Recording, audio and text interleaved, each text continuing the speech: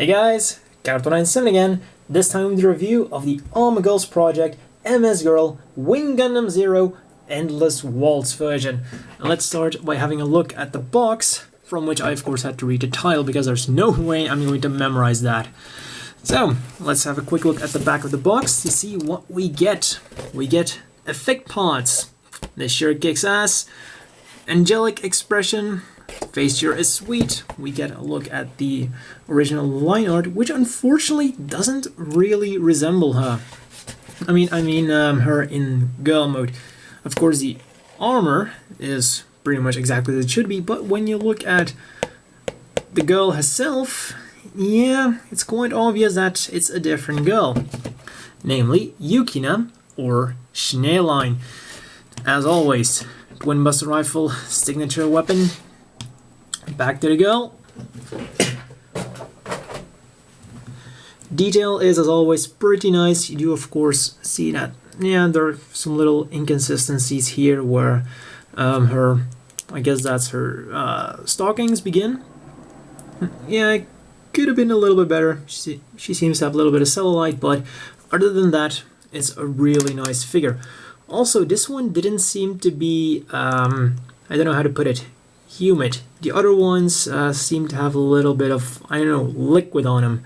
And I'm not sure why. Maybe it's some kind of protection thing, or because she had to be shipped in the plane where it's really cold. I don't know. Either way, this one didn't have that. So, articulation, the head goes really far forwards, not quite as much backward, and that is because of how the head is connected. As you can see, the connector for the head is actually in the back, so that's a bit unfortunate. Will, of course, turn around all the way, so it's not on a ball joint, but it's on a hinge. Then the arms are quite nifty. There's inside, it's a ball joint, and then it's a hinge outside, so it goes a little bit circular, goes up by that far. Turning around is not quite as easy, and it's a little bit annoying to do, so I'm not going to completely do it. So, could have done that a little bit better. Then it also turns around here. Then the elbow on one joint, but you do get a very nice bend. Then the arms, the hands just on a hinge. So you will have to maneuver the hand around a little bit. It's a bit annoying, but then again, this is a very thin arm, so doing a ball joint there might have been a little bit tricky and also a little bit fragile. Then the body itself goes backwards, forwards a little bit, so it seems to be on a ball joint. Then the legs, we have, of course, the usual rubber panties, and they are a little bit awkward. They do give a tiny bit more articulation though. Goes forwards, nice like so, backwards almost as far, some really nice articulation. Like I said, the pants do give a little bit extra articulation. Then again, they do add to the creepiness factor. Legs go out also really far. They're on ball joints, so they will also wiggle around a little bit. Then the knees are on a single joint, but once again, really far for just a single joint. And the feet, just like the hands, are on hinges, so forwards, backwards really far, but if you want them to go side to side, you will have to fight with that joint to get it like that, so they really should have done a ball joint there. That would have really helped. As you see, you can technically make them go side to side if you can get that ball joint to move, which isn't really that easy because a ball joint doesn't like to move around. Now let's leave these feet off and go to the accessories. What do we get? Well, for starters, let's start off with those hairstyles and face variations. We get a very wavy hair with the Gundam V-fin thing and the ears attached. Unfortunately, the wavy hair can only be used with this front piece, so you cannot have her have long hair when she's in full-on girl mode, because these front pieces are slightly different. And you'll also see they're like little slits here where the ears go over. So we could technically glue it together, but yeah, you'll be gluing a pretty expensive figure. It's a little bit unfortunate. They could have just given us an extra front piece to cover it up, because those slits, well, they're there, but they're not that bad. And then here we have, this was, I think, the angelic expression, or simply the happy face. Here we have the more serious face and the short-haired version with the Gundam V-fin and the earmuffs. As that, then let's have a look at what we can arm her with. So I just removed those feet, so let's start gearing her up. You have to slide this on there, then these slide in here, and you have to be careful. Well, don't really have to be careful, you just have to line those up, because you have a slot here, a hole there, and those have to be aligned perfectly. So it is a bit fiddly to get those perfectly flush. There we go. And then you simply have to add this on there. Here we go. Then attach the foot. And there we go. And the articulation on this is also pretty neat, because these flaps here open up kind of as if they were thrusters, so they really add to the dynamic poses that you can do with this figure. And they don't really hinder the articulation that much. As you can see, it's almost identical. So these extra leg parts are really, really awesome. Also, you have little slots here, and that is for, well, it's not really for, they're just there. You could, in theory, attach these here once you get rid of the handle. You're probably not going to do that, but hey, you can do it if you'd want to. Then, next up, we have her skirt armor. Simply slot that in here. And this just folds around. It's really easy to do, a lot easier than the legs. The front skirts move upwards only a little bit, so these do kind of hinder articulation, but if you want to go for some dynamic poses, you can just move them out of the way. So it's not that much of a problem. Side skirts, same problem, only a little bit of maneuverability, but if you want to get rid of them, you can just put them out of the way. Back skirts, these actually have a lot more articulation than the front skirts. And once again, this is a slot on which you can mount the Buster cannon. So yeah, you can attach a cannon to her butt. Fantastic. Then next up we have her chest piece. And oh yeah, normally there would be a small thing on here to cover this hole, but I already removed it. Then this goes on there. Put these together and then click it. There we go. Oops. And that's not supposed to happen. Let's see, this clicks on here. There we go. And just slides in there. Then you have to line this up, and then you have to attach it to the backpack to get it completely locked. Of course, I'm not going to attach the backpack yet. So articulation-wise, this here is on a hinge and then on a ball joint, so that it can move away and also move up a little bit, so that the arms still have their articulation. Once again, for the extreme articulations, you just move them out of the way. And that means that the arms still have all their articulation left. Next up, we have the arm guards, which are really, really nicely designed from a functional standpoint, because you can see that there are, once again, these slots here, which will hold the Buster rifles. Ah, damn it. Then we bring the Buster rifle, slide it in, and then you can see that it's at exactly the right position to be mounted on that arm piece. Just kind of make sure it's really in there. And as you can see, now that Buster Rifle is really, really secure. It wasn't going to move around with just the hand on it. It's really solid as is, but you get just a little bit extra security. So these Buster Rifles are not going anywhere unless you want them to. And with all the other accessories now on her, let's try to pull off the iconic shooting the twin Buster Rifle pose. I of course haven't attached the wings yet because it is kind of fiddly to do. Start by moving this one up, wiggle it around, and as you can see, the Buster Rifles are no longer attached to those arm slots. So like I said, they are really secure in those hands. Turn this around. No. One thing you'll notice is that thing that just fell off, they really like to fall off. So I'm not even gonna bother putting them back on.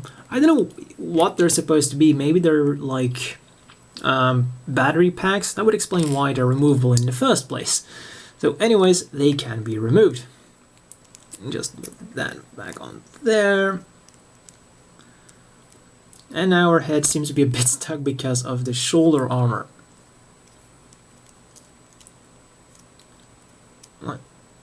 And there we go. Like I said, can be pulled off. Unfortunately, she can't stretch her arms, and they have to be at this little angle. But other than that, that looks pretty damn good. And those, of course, aren't her only weapons. And actually, that's not even all about the twin Buster Rifles, because you can do one more thing with the twin Buster Rifles, even though I don't really see any use for it. You can move the handle forwards, and then you can fold it in. I have to say, it doesn't feel right to do it because there's quite a lot of resistance, and I really feel like I'm, I don't know, forcing something. So yeah, I guess it is useful if you want to store it on something, but you're probably just going to have them held in the hands. Talking about handheld weapons, when we bring in the backpack, which is a bit too big for the screen right now, you also get two beam sabers, and those are great as well. It is a bit fiddly to get them out, also because it's on a slot, which means it is a bit annoying to get them back in because they have to be at the exact thing and you can't really aim it all that well. So let's just put the beam in. So it's in there very snugly, and same goes for the hand. Just as with the beam rifles, the Buster Rifles, they're not going anywhere. If I can even get it in the hand, like I said, it's in there very, very securely. And that means there's only one thing left to do. Attach her to the wings.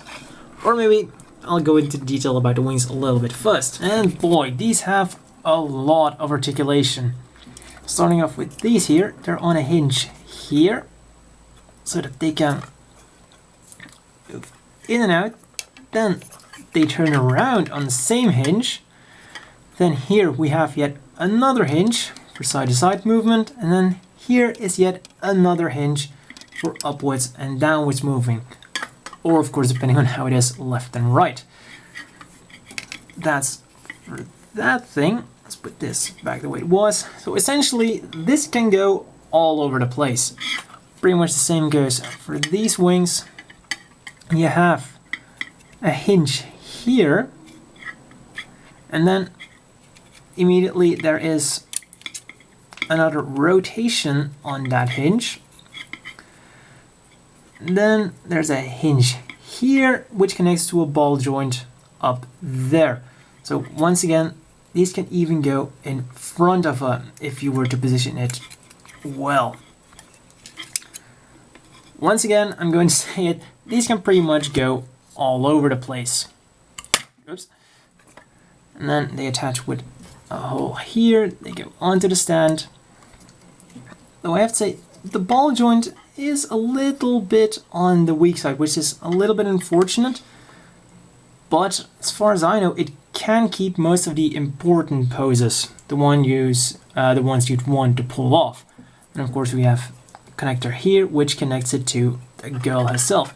One problem, once again with the stand, yeah, the stand could have been a little bit more secure. Which is always a shame when you have an expensive model and the stand isn't all that reliable. I really would have hoped they would have fixed that by now, but yeah, we're just going to have to use the super glue trick, aren't we? Only two things left to do now. One, attach Yukina. Gotta be a bit careful with that hair. Align it up.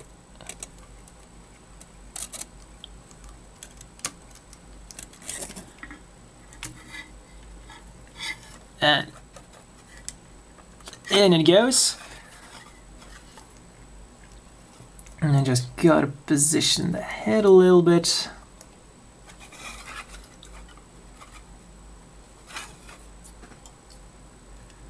That's number one, and this is already looking awesome. But gets even better.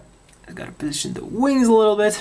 There we go. And as if this wasn't badass enough, number two, the final accessory, the swirly wind thing. Just slide it onto the base, and this looks absolutely gorgeous and stunning. This is just perfect. This little accessory is like the cherry on top of the cake. The whole thing is just amazing. Really, really, really pleased with how this entire thing looks. This is really great. Oh yeah, for final thing, let's quickly go over the hands we get. Once again, get two trigger finger hands. You get two open holding hands for the beam sabers. Get two closed fist hands. I don't think I've shown those yet. And then we also get two open hands, the ones she came with in the beginning. And finally, that's all you get. And by far, that is all you need. Now, a quick comparison.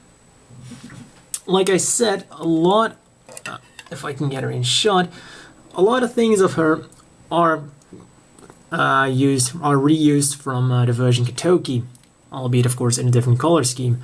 The legs are entirely the same, the skirt also entirely the same, the chest identical, only this here is clear plastic and this is gold plastic. Shoulder armor exactly the same, these lower arm guards exactly the same with the exception of this is on top instead of these fang things. The head also, no, yeah, those are identical too. Of course, the only main difference is the wings, the Buster rifle, and she has two beam sabers. And of course, this gorgeous swirly thing. As always, the inevitable question is, do you want to buy this? Take a guess. The only possible downside I can come up with is, as always, the price. At 5,800 yen, this is, yeah, a pretty expensive figure. 1,000 yen more expensive than the Wing Gundam girl. Let's try to get her shot here.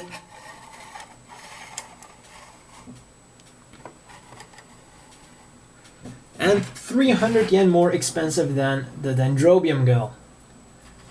Though I have to say, out of all three, the Wing Zero Custom Girl is by far my favorite. It's just the entirety of it. The little things just add up and make this figure absolutely stunning, gorgeous, exquisite, and whatever else you want to say about it. Sure, the Dendrobium Girl, my second favorite, has a lot of customization options, but the sheer beauty of this one makes it the absolute top. Whoops. And like I said, the only downside could be the price. For example, we bring in here the remaster Ailstrike, which goes for 4,200 yen. As you can see, as far as the figure goes, it's bigger. It of course comes with the Ailstrike, and also comes with adapter parts to make the perfect strike, and also comes with the launch pad, which also doubles as a display base. So for 4,200 yen, you could argue that you get significantly more with this figure and or other monster grades, because 5,800 yen is significantly more than the average price for a monster grade. However, you might say that it's a little bit unfair to compare it to a model kit, because when we compare her to, say, the Robot Damashi line, prices suddenly don't seem that bad. Even a Robot Damashi Strike Dagger, extremely basic design, goes for 3,000 yen. Then all of a sudden, she doesn't seem that expensive anymore. Here she is next to some Buzo Shinki figures. As you can see, they are slightly bigger. And finally, comparison to a Figma, and these two seem to be about the same size. Well, that's all for this review, and if you can find it, I definitely recommend that you pick her up if you like Mobile Suit Girls, Gundam Girls, Mecha Girls, whatever kind of girls mixed with mechanical parts. If you like that stuff like me, definitely recommend it. Well, see you next time.